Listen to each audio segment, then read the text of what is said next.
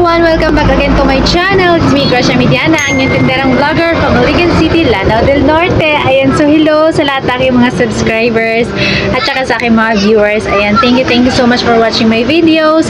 At saka kung bago pa kitang viewers at hindi ka pa nakapag-subscribe sa ating channel, please do subscribe on my YouTube channel and then don't forget to click the notification bell para ma-notified ka in every videos that I uploaded.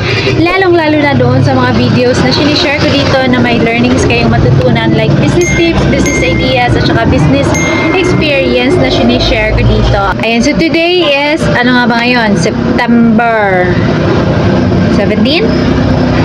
So yes, nakalimutan ko na. Nakalimutan ko nga kahapon na holiday. Well, anyway guys, okay, ito may share ako sa inyo.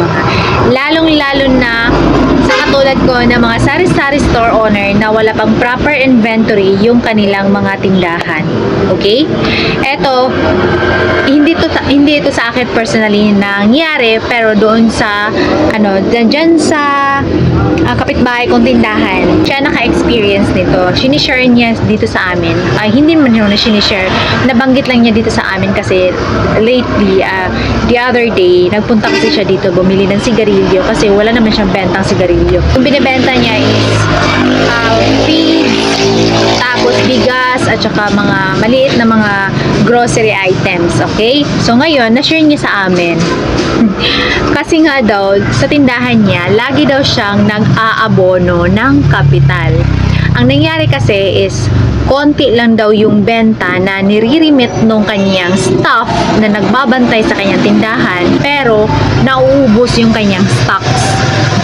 Sana punta, kinain yung feeds, kinain yung bigas, kinain yung mga sabon, mga grocery items. Eto kasi yung tindahan niya walang proper inventory. When it comes to, what I mean is proper inventory, yun bang naka-POS machine siya na automatically yung will monitored yung kanyang mga produkto, in and out, stock in, stock out, yung ganon.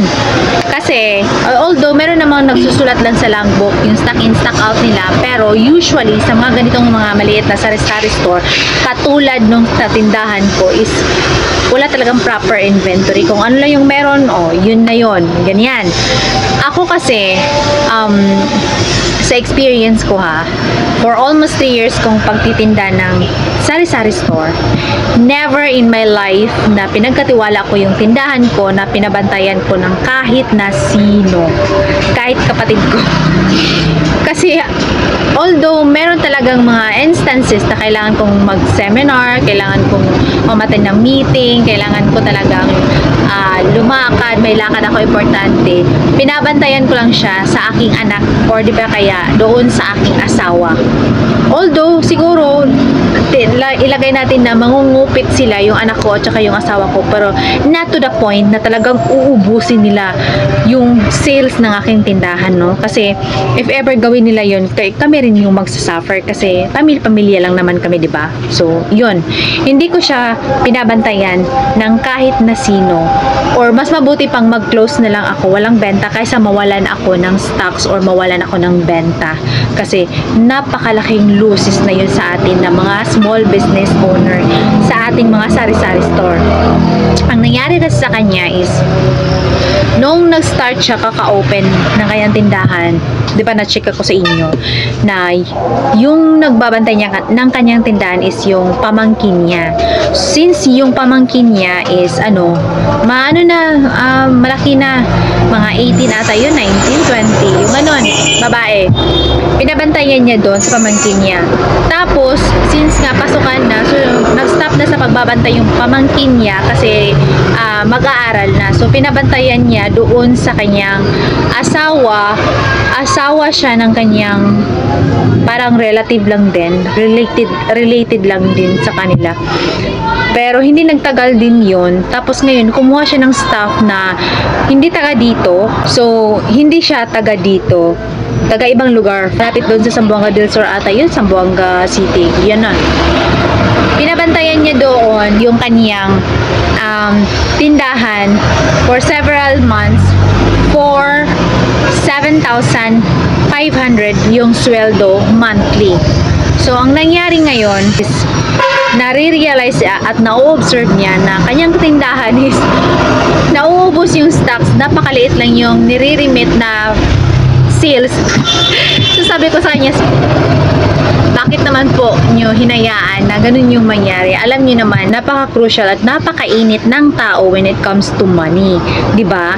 Kasi hindi talaga maiiwasan na talagang mangungupit yan. Lalong-lalo na hindi mo mamomonitor or na yung tinda mo, ma-monitor or ma-observe mo lang na wala ka ng tinda, wala ka nang sales, maliit lang yung sales na nakuha mo, nauubos yung tinda mo. So, mako-question mo talaga yung sarili mo. Kasi, alam natin sa sarili natin, di ba, magkano yung ating pinut up na kapital. So, supposedly is, ano yun, kumbaga, maruruling mo pa yon. Kasi, ma-observe mo naman talaga yun. If ever mabilis maubos yung tinda mo, di ba? Tapos konti lang yung na-receive mo na sales, talagang mako-question mo yung sarili mo na nasaan na yung nasaan na yung ibang produkto, di ba? So maliit lang yung sales mo, naubos yung stock. So saan napunta? So syempre, magdududa ka talaga. So sabi ko sa kanya, if ever na nagdududa ka na, dispatchahin mo na. Huwag mo nang patagalin. Huwag mong hayaan na umabot pa yan ng umabot pa sa point na talagang mag-close ka na. Kasi talaga yan pag nagdududa ka, nako, totoo yun.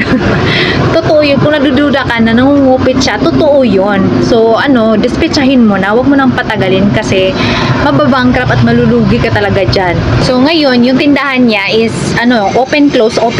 Minsan open pag half day, tapos mag-close hanggang mga 8 PM, ganyan. Minsan open ng early in the morning, tapos mag-close ng 12 noon. Yung ganun, walang proper opening hours and closing hours yung kanyang tindahan. So, yung ibang mga customer niya is nawawala.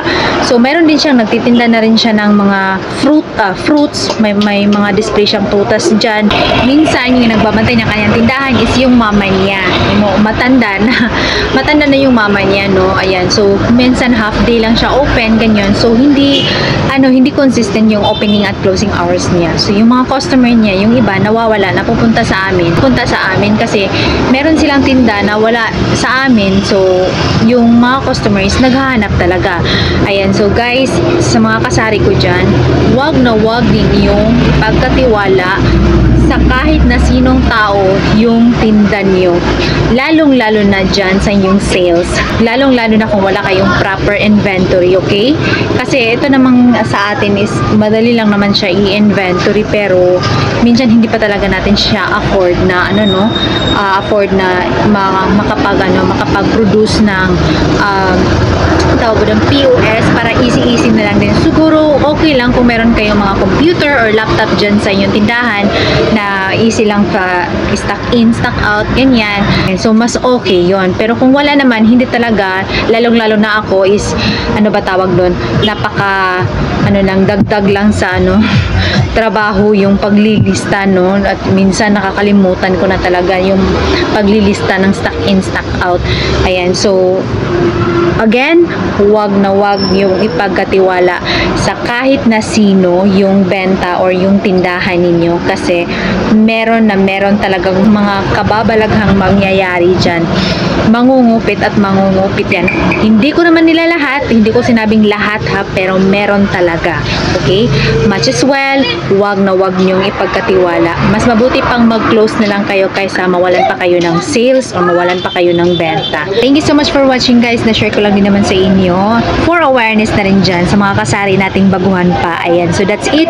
Thank you so much for watching. I'll see you in my next video. Ayan, sa mga bago kong viewers, kung hindi ka pa nakapag-subscribe, please do subscribe to my YouTube channel and then don't forget to click the notification bell para ma-notified ka in every videos that I uploaded. And that's it. I'll see you in my next video. God bless. Happy selling and gracious everyone!